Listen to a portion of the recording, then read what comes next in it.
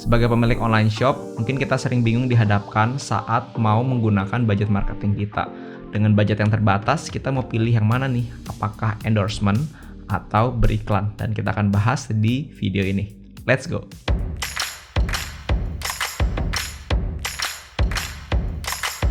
Halo semuanya, di video ini saya akan membahas perbedaan antara endorsement versus iklan. Kita perlu memarketingkan produk kita dengan berbagai cara, dan cara yang paling populer adalah dengan dua cara ini, yaitu melakukan endorsement dengan melakukan iklan. Namun dengan budget yang terbatas, kita harus bisa memaksimalkan budget marketing kita sehingga produk kita benar-benar bisa nyampe ke perspektif customer kita. Dan kita akan bahas perbedaannya, kapan teman-teman mesti pakai endorsement dan kapan teman-teman mesti pakai iklan. Yang pertama adalah endorsement. Nah, endorsement adalah kita bekerja sama dengan influencer tertentu di mana kita memberikan produk atau jasa kepada mereka dan mereka akan memakainya atau mereviewnya tergantung jenisnya seperti apa, atau juga mempromosikan di platform mereka in return dengan rate card atau biaya tertentu. Biayanya tentu bervariasi tergantung dari jenis konten yang akan mereka produksi dan juga lokasinya. Apakah lokasinya itu ada di feeds, apakah ada di story, apakah ada di reels, apakah ada di TikTok atau di platform lainnya. Nah, kapan kita perlu pakai endorsement? Yang pertama adalah kita pakai endorsement saat kita memerlukan konten yang ada foto on modelnya, atau kita membutuhkan konten baik bentuk video juga bisa. Intinya kita perlu ada orang yang pakai atau melihat produk kita atau mereview produk kita. Nah, itulah saat yang cocok di mana teman-teman bisa menggunakan endorsement sebagai cara teman-teman beriklan. Yang kedua, kamu bisa pakai endorsement saat kamu ingin menaikkan brand awareness dari produk atau jasa yang teman-teman miliki. Nah, sudah pasti saat kita bekerja sama dengan influencer tertentu, kita akan mendapatkan exposure kepada followers dari mereka, sehingga kita akan mendapatkan potensi untuk produk kita dilihat oleh lebih banyak orang. Nah, menarik kan ya? Dengan adanya endorsement ini, produk atau jasa kita berpotensi untuk dilihat oleh ribuan, ratusan ribu, atau bahkan jutaan dari followers, influencers yang teman-teman pilih, ya tergantung influencers tersebut memiliki berapa banyak followers. Tetapi, waktu teman-teman memutuskan untuk menggunakan endorsement sebagai strategi marketing, ada beberapa hal yang perlu teman-teman pikirkan atau perhatikan. Yang pertama adalah pilihlah influencers yang followersnya sesuai dengan segmen customer dari teman-teman. Nah, kita mesti tahu dulu segmen customer kita itu siapa. Nah, kita itu mesti jelas dulu siapa ya. Nah, kalau kita udah jelas segmen customer siapa, nah kita juga mesti cocokin dengan followers dari si influencers tersebut.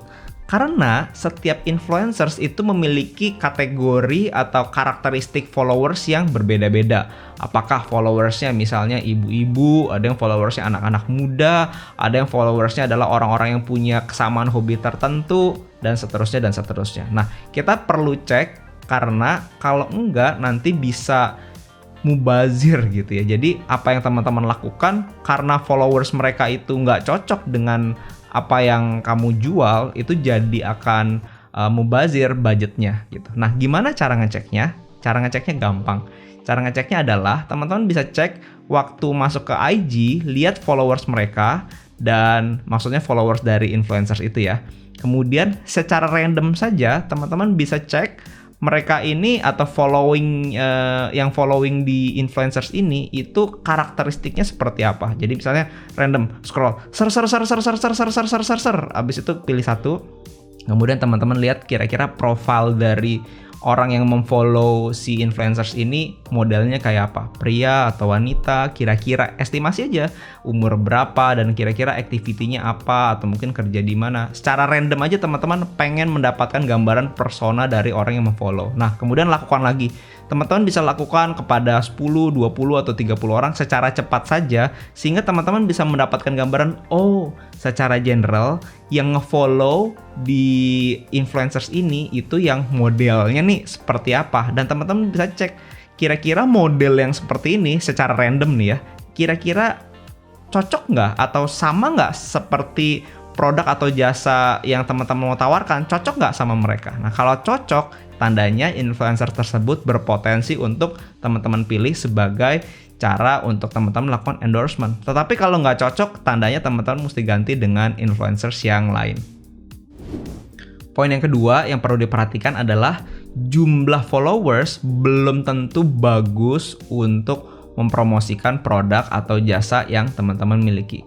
Maksudnya seperti apa? Nah, teman-teman, mungkin kita ada kecenderungan untuk melihat influencer tertentu yang memiliki followers yang banyak, yang wah 1 juta, 2 juta, atau jutaan lah gitu ya. Rasanya langsung kepengen endorse yang seperti itu, budget mahal nggak apa-apa deh, diada-adain deh. Nah, teman-teman mesti aware mengenai tadi karakteristik dari followersnya gitu ya. Nah, kalau followersnya banyak, tetapi followers itu berbeda karakteristiknya dengan followers yang teman-teman cari, yang harusnya adalah sesuai dengan segmen customer kamu, maka yang akan terjadi adalah udah bayar mahal, tetapi teman-teman tidak akan mendapatkan return yang sesuai. Apalagi followers yang udah sampai 1 juta ke atas, misalnya teman-teman pengen banget endorse mereka, itu kan pasti rate-nya udah mahal banget, iya kan? Nah, belum tentu yang seperti itu jadi lebih bagus. Bisa jadi nih ya, bisa jadi influencers yang followersnya lebih sedikit, yang mungkin puluhan ribu misalnya, atau ratusan ribu, atau bahkan ribuan, bisa jadi memiliki engagement yang lebih bagus, atau memiliki tingkat konversi yang nantinya bisa lebih bagus, karena influencers tersebut lebih spesifik memiliki jenis followers yang khusus, yang let's say cocok dengan segmen customer yang teman-teman miliki. Misalnya nih, teman-teman punya bisnis itu adalah aksesoris untuk pets, misalnya gitu. Apakah untuk anjing ataukah untuk kucing. Mungkin ada artis tertentu yang punya hewan peliharaan, let's say, dan teman-teman mau endorse mereka. Itu oke, bisa jadi itu bagus.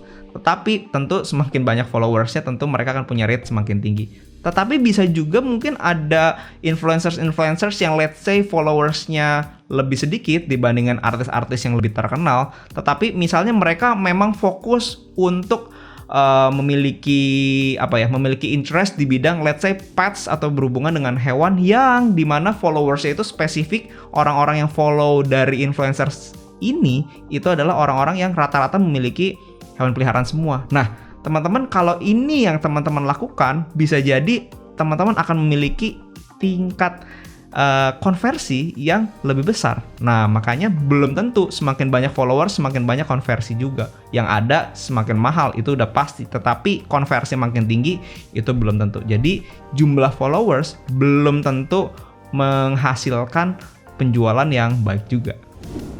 Hal yang ketiga yang teman-teman mesti perhatikan adalah waktu teman-teman melakukan endorsement, belum tentu budget marketing itu akan langsung ditranslate menjadi penjualan. Jadi teman-teman mesti manage ekspektasinya ya. Kenapa begitu? Karena waktu teman-teman mempromosikan produk, ini tergantung jenis produknya ya. Bisa jadi customer itu butuh waktu untuk menyelami produknya gitu ya. Jadi belum tentu langsung mau beli. Dan itu adalah hal yang normal. Jadi teman-teman mesti manage ekspektasinya.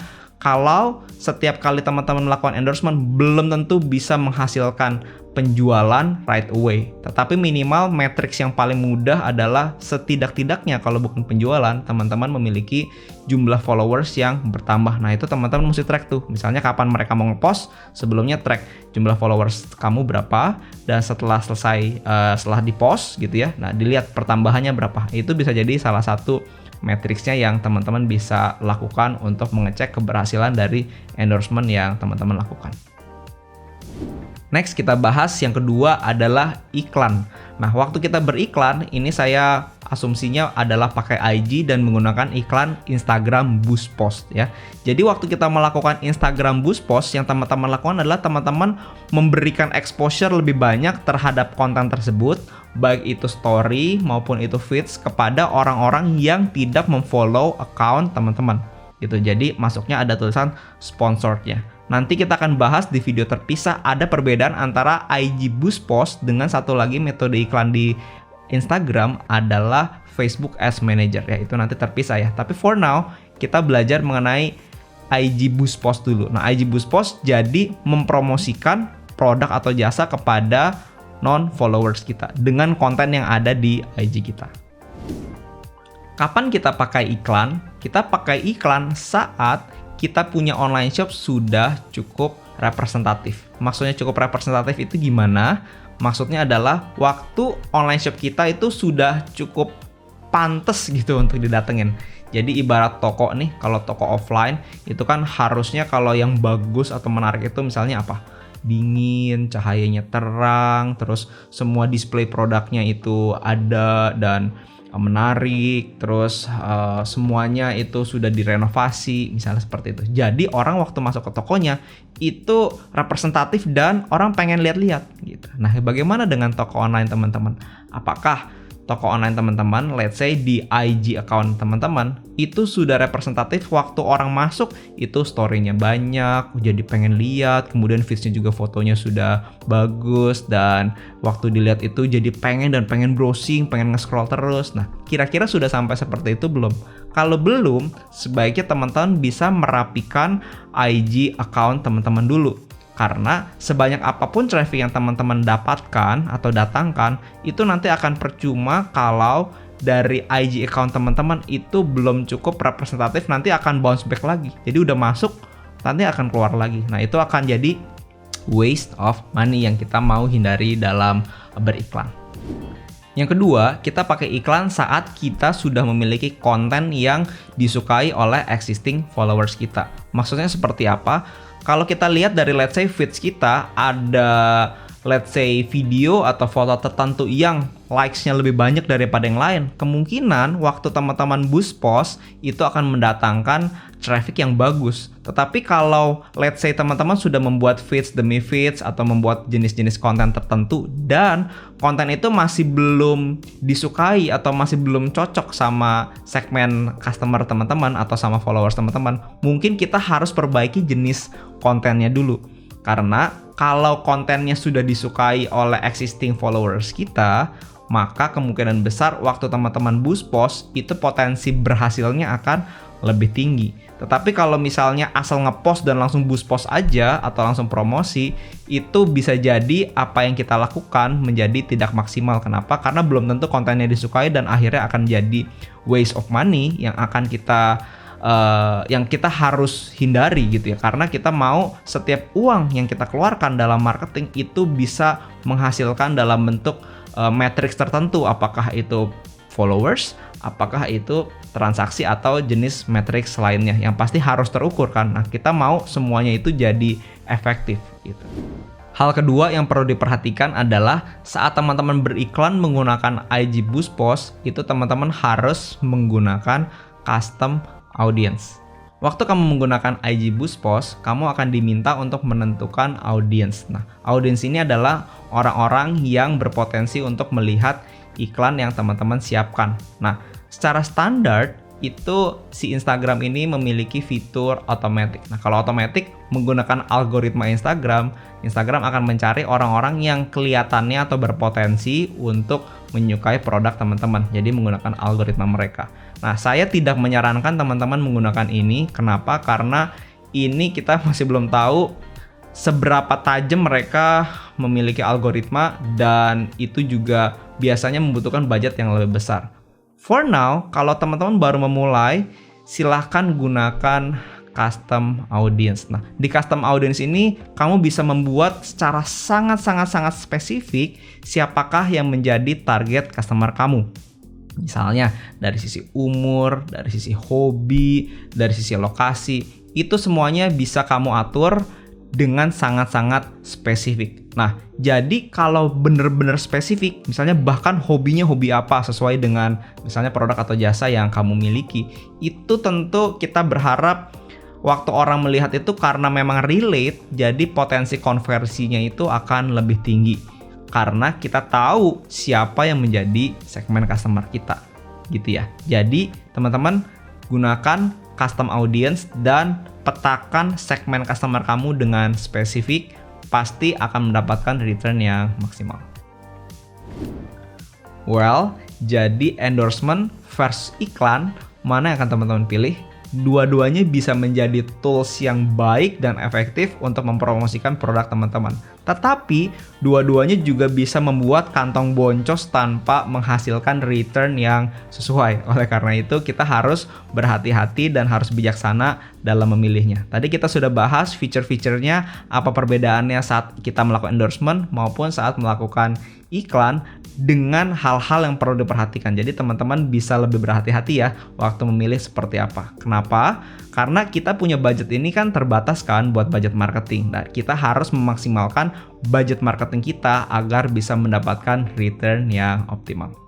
Oke, saya rasa video untuk kali ini segitu aja. Semoga bermanfaat dan see you on next video.